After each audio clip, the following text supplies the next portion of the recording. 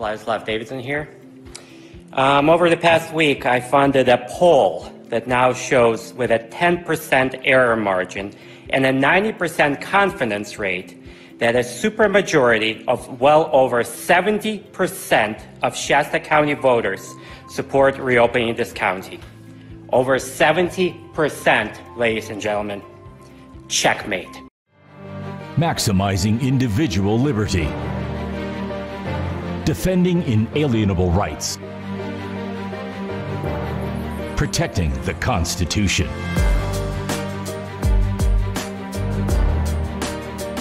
Welcome to the Liberty Enforcement Podcast. Now, Joe, I listened to the interview you gave the other day. That was an interesting interview. I guess you don't like being screamed at, huh? You don't like being bullied. Well, that's too bad. Maybe you shouldn't be bullying local businesses. Maybe you shouldn't be destroying our jobs. Maybe you shouldn't be harming the economy here. Maybe then you wouldn't get bullied. Maybe then you wouldn't get screamed at. Mr. Szymanski, how many businesses exactly have gone under in your district over this, sir? You claim that you represent local businesses, but you seem to have no clue as to the impact you morons are causing here. I have a couple years to brand you as a jobs killer. That's plenty of time, sir. Apologies to Mr. Morgan, by the way, who is now obviously just a political goner, Weekend at Bernie style, sir. Forward Ready Foundation, your son, stand to make more money the longer this goes on. Okay. Treason. No. What is going on here, sir?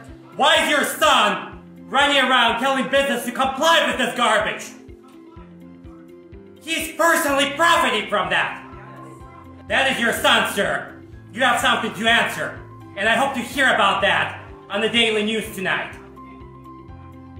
Shame on you. If not, You're going to be silent. Please continue. Fair enough. I'm going to speak as I wish to speak. Continue on with you. I will speak as I wish to speak. You will not tell me how to speak, sir. Thank you. Back off.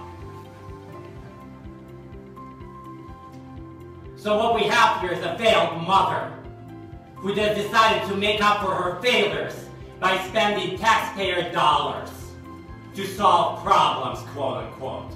See, this is what this is all about. This is what this is all about. There is the personal, and then there's the public. And you have personal failures, Ms. Rickard, for which you're trying to make up by making the taxpayers of this county spend millions of dollars of our taxpayer dollars. Good morning, Mr. Baugh. Good morning to the failed mother on this board. Good morning to the former Reading chief of police, who was apparently fired. And good morning to Mr. Clementi, who apparently is too dumb to understand that your job is to defend the Constitution, and that your oath is to the Constitution, not to some big social contract. Good morning. How is it that 29-year-old with basically no experience gets hired as a deputy CEO to run this county as the second highest position in the county? Who did she have to sleep with in order to get that job? Oh, Mr. Modi, your bladder is calling, huh? What a piece of shit. I'd appreciate it if you kept our family out of this and just... I asked that question. And I made it. We established that I have free speech. Okay. Back off. So a lot of people understand that kind of confrontational approach. They understand the strategy behind it and why it's necessary. But a lot of people don't. They think it's unprofessional. Some would even say it's just mean. What would you say to those people? Sure. I think where we are right now is in a place where we are completely off the map in terms of how our government functions. We are dealing with a fundamentally unlawful government. We are dealing with a complete ignorance of the Constitution, willful ignorance of the Constitution, willful ignorance of the rule of law, because the way our politicians are acting right now essentially is a question of what can I get away with, because I can do anything until the Supreme Court says I cannot. That is the reality of the COVID emergency powers that we are living under. We are one step away from martial law for all intents and purposes in the way that our governments have handled this, because everything they're doing is based in emergency powers. It's not based in normal laws, normal ways of doing things. And so when you have a situation such as what we're facing right now, I think it is absolutely critical that all lawful and peaceful means be on the table. Whatever maximum pressure we can put on our public officials to restore our basic liberties, as long as it's lawful and peaceful, I think it's completely fair game. And it's also necessary, because just begging for our rights is not going to get us our rights back. Mm-hmm. What are your thoughts? I think a lot of it comes down to identity, understanding your birthright as an American citizen. I don't think people really understand that these rights were given to us by God. That's what our founders said in the documents. And if you believe that, whoever you believe God is, if you believe our Creator gave us these inalienable rights, endowed us with them, you're going to have a whole different attitude when a government that the Constitution specifically says it's their job to secure those rights is blatantly violating them and doing it very arrogantly. I think you're going to have a whole lot different attitude towards understanding the law and a totally different approach towards, I have a right to demand from these people. That's right. You have the right to demand. I think is a very good way of saying that. Yeah. Absolutely. Yeah. That seems spot on. If these rights are given to us by birth, whether it's by God or by birth, whichever view one takes, there is a very basic reality that, there's a question of what's simply necessary to restore those rights. Like, it's not even a question of what's appropriate at a certain point. It's like what's lawful, what's functional, what's gonna get us what's gonna get us back on the track of sanity, coherency, and the rule of law.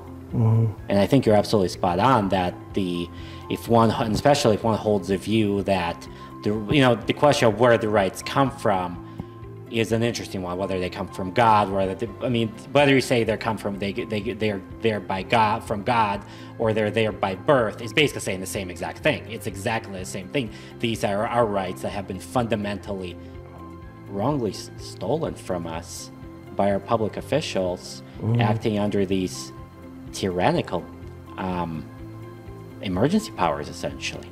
And so I think that there's a big question here of what is our duty and responsibility as citizens to restore America, right? Like that's a really good starting point for any kind of dialogue. And so for anyone to come up and say, "Oh, you're acting badly," I'm sorry.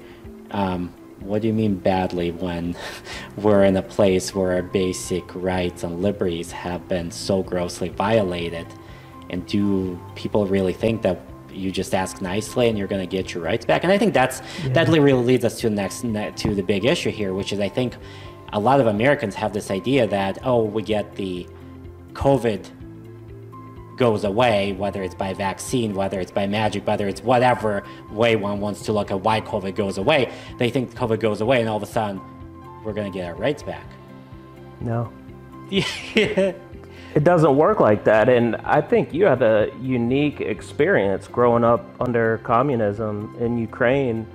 And I've seen this with other people that have grown up under communism that have come to America. They seem to understand the nature of tyrannical government behavior, and that when you give them an inch, they'll take a mile.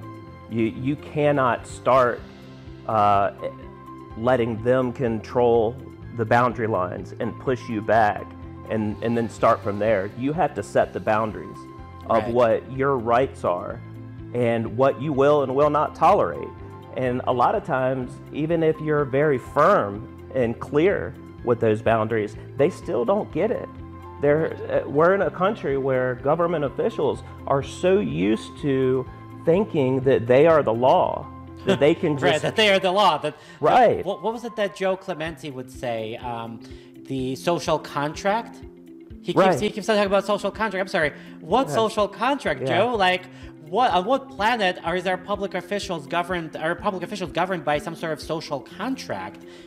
they don't swear an oath to a social contract. You and I, did you sign some sort of social contract when you were born? No. Like, was it like, I'm sorry, like, do we swear a pledge of allegiance to a social contract? Like, I mean, it's just like, wait, I'm sorry. And if we're talking about the social contract, how is that under that social contract? How do we even have any kind of laws, any kind of boundaries for our government? I mean, this is just so absurd that it's laughable. It's just laughable. I mean, to have public officials standing up there and saying, so, you know, to paraphrase, I think it was both Mary Rickard and Joe Clementi who have both been saying that, you know, these people coming up here and demanding their constitutional rights when people are dying, it's like, yeah, and that's exactly right. When we need those rights, because on what, if we're no longer operating under the Constitution, what are we operating under? Like, what kind of rule of law? Where are we with this? I mean, it's just...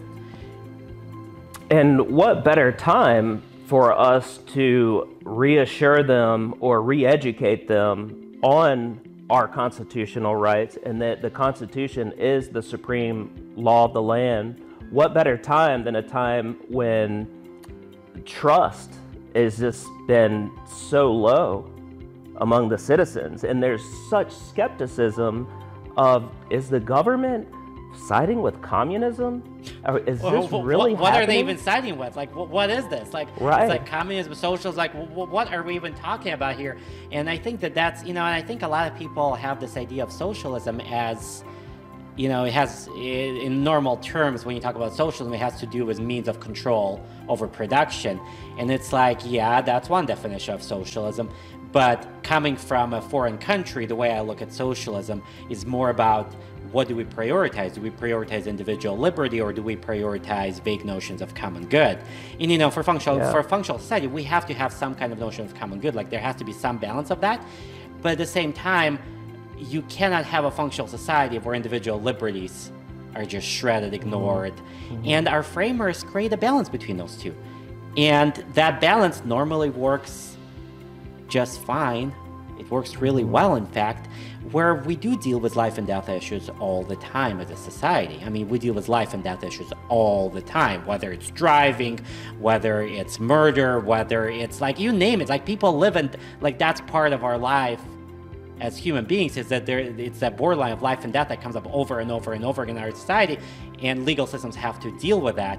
So for a government official to say, oh, gee, we have this thing called COVID that somehow overrides all the social norms, all the legal norms in particular, not even social norms, but legal norms, it's just completely ridiculous.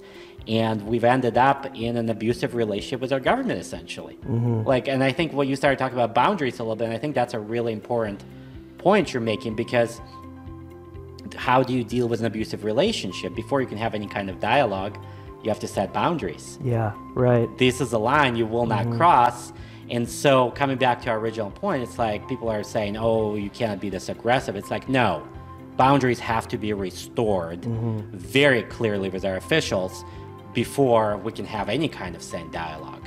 And it's like, you know, and even with all the outbursts and all the intensity that's been going on at the board, you know, we still have them making decisions that are just woefully inappropriate.